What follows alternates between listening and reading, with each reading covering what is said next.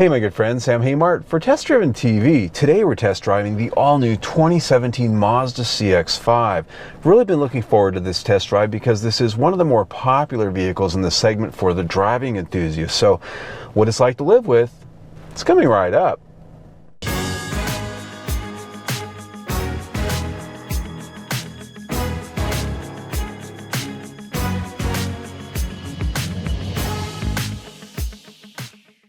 Alright my friends, this is normally the part of my review where I'm standing outside of the vehicle doing a walk around and really giving you an idea of what all the styling changes are and what the major features are. But it's 120 degrees here today in Arizona, and not only do my camera batteries and my cameras themselves not really do too well with that heat, neither do I. So I'm sitting in here in the nice air-conditioned vehicle, and we're going to talk about that from right here in the driver's seat. So first of all, the 2017 Mazda CX-5 is completely redesigned top to bottom.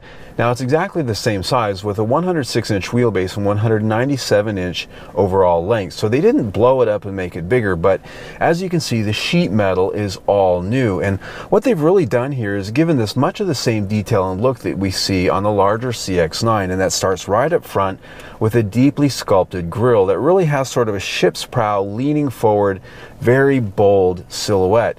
And that's something very uncommon today because that really fights against aerodynamic design. And you can see there the depth they've got with that grille. It really sets in there with a nice deep dish sort of chrome surround. And that sculpting leads into the headlights, which are very sleek. And here, these are LED headlights. This is a fully loaded Grand Touring model, and those headlights are actually adaptive, so they'll move around when you're driving. And they seem to work pretty good at night, I've found, and we haven't yet seen what the IIHS says about them, but they're good looking headlights and they really fit in with the Mazda design theme. There's also LED fog lights down there because we are on the Grand Touring model. As we move around the corner, 19-inch wheels on this one. And what's funny about these wheels is even though they are pretty big, they don't look that big on this. And so they don't look like they're oversized. It seems like we can actually go up to 20s or 22s, and really they'd almost fit there pretty good. Down the side, while the silhouette's very familiar and definitely recognizable as a Mazda, it is completely different than before. And as we get around to the rear three-quarter view, you can really see how they've changed the detailing in that rear window there. Taillights on this one, full LED, and they have that same sleek look that we see with those headlights. And they really sort of almost have sort of a Range Rover look going on, a little bit different there.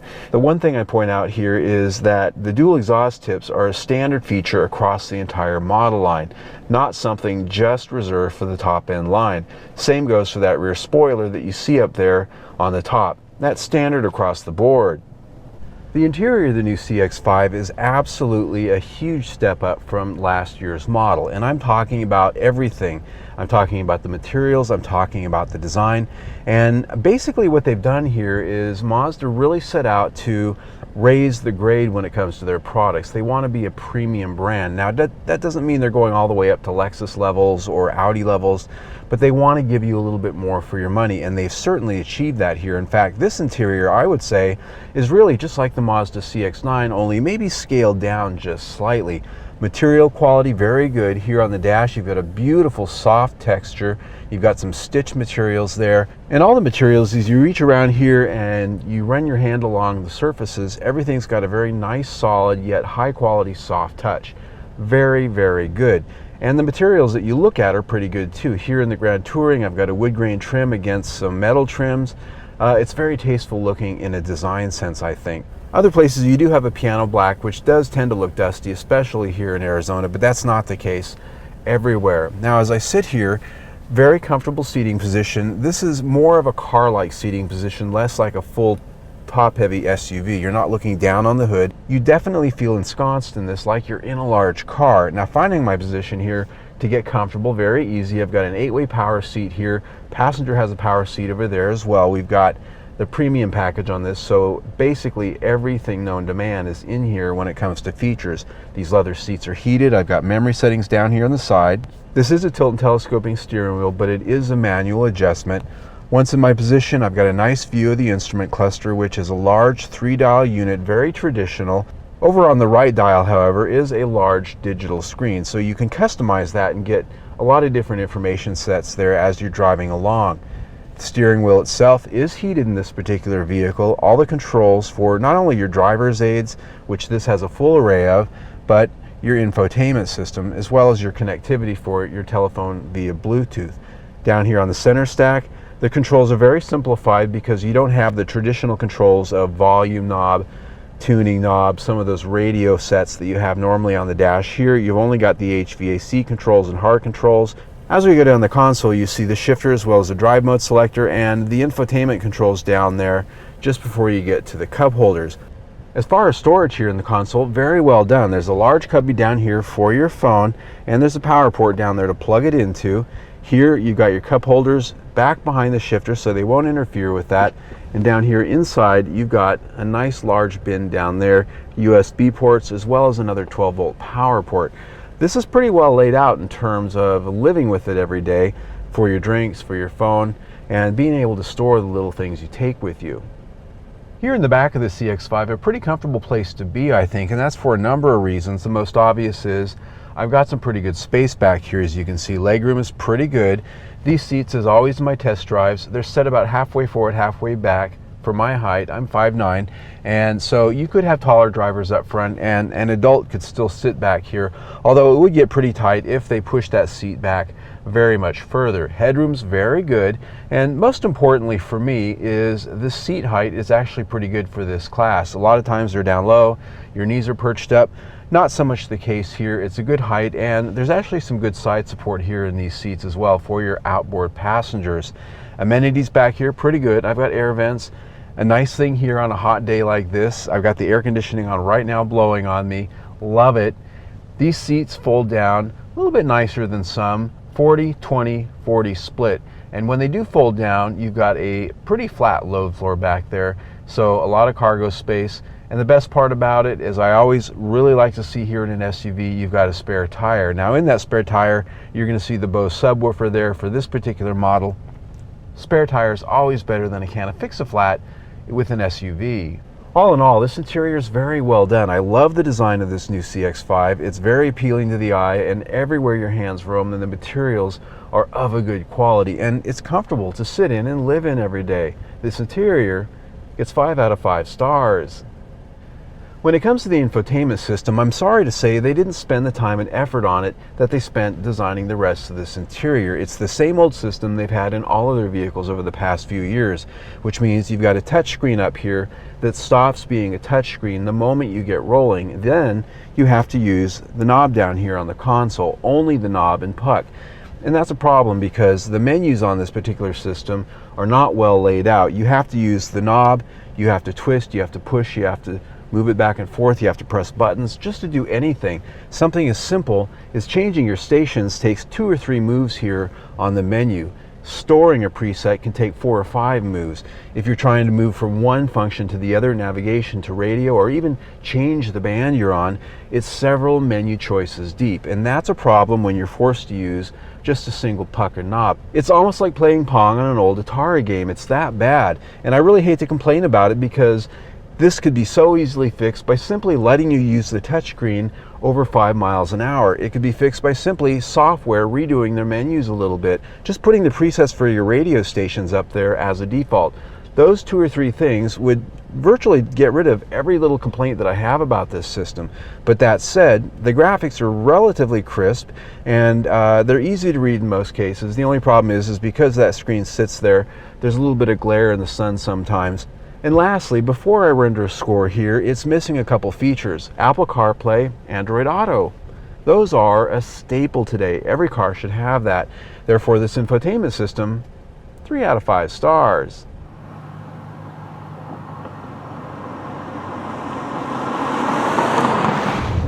Motivating the 2017 Mazda CX-5 is a very familiar engine here. It's the 2.5-liter Skyactiv 4-cylinder engine. This year, it's rated at 187 horsepower and 185 pound-feet of torque.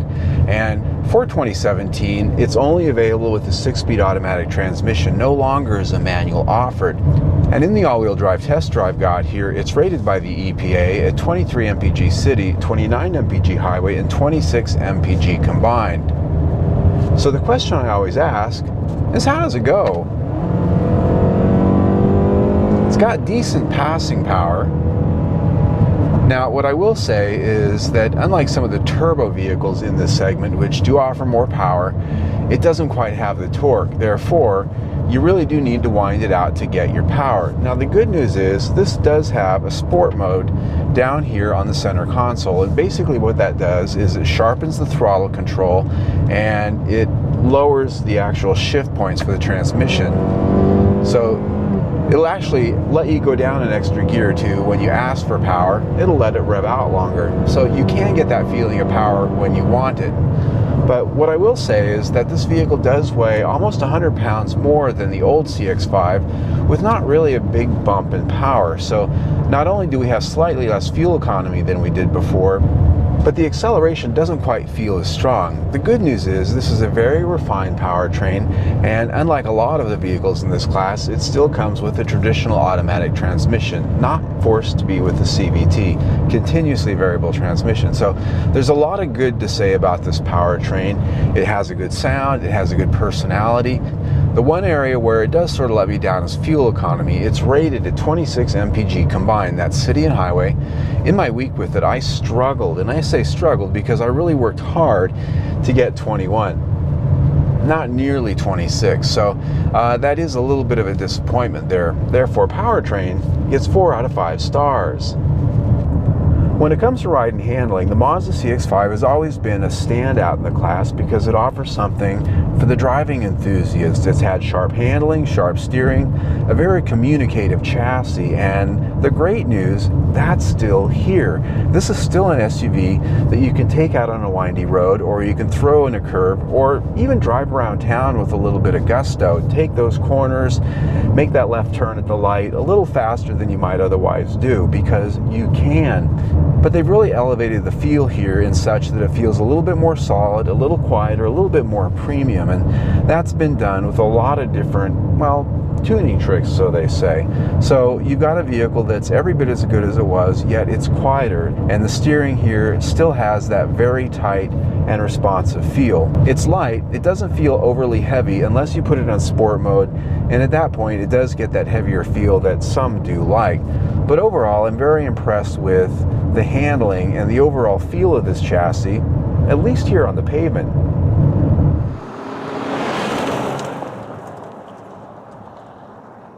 Out on the desert washboard road is my favorite place to really get an idea of how well put together the chassis is, how well tuned the suspension is, and basically how well put together a crossover SUV is. And out here, I found that the CX-5 does perform above average, even with these larger 19-inch alloy wheels. There was no rattling in the suspension, there was no shuddering in the steering.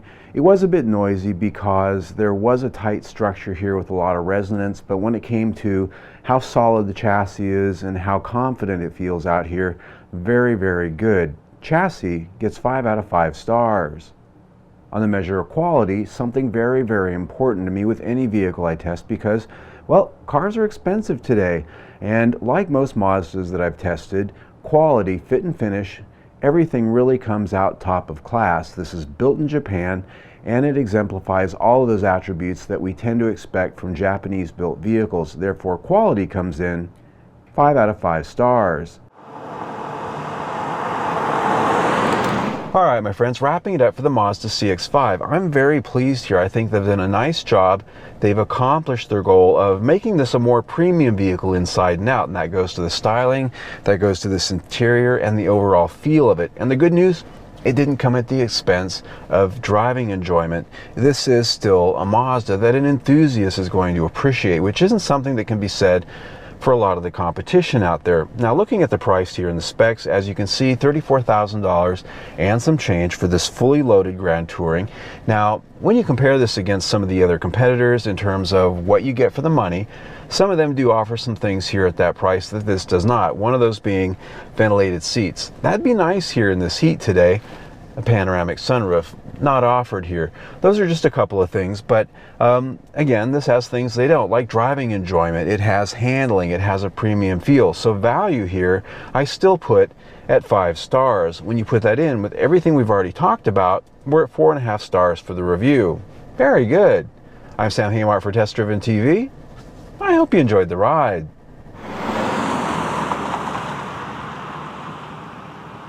Well, my friends, if you like the test drive you just saw, I invite you to subscribe to my YouTube channel. I test 1 or 2 vehicles a week, so there's always something new. And you can do that by clicking on the big round logo right there.